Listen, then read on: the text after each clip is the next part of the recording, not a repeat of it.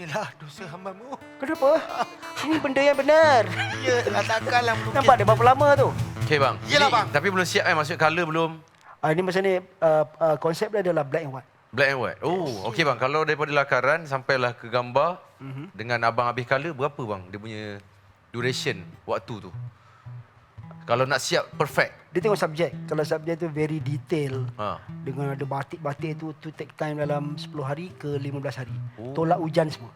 Oh. Dia macam syuting juga bang. Kalau hujan tak boleh jalan. Tak boleh jalan, Dek. Yelah kan. Ha.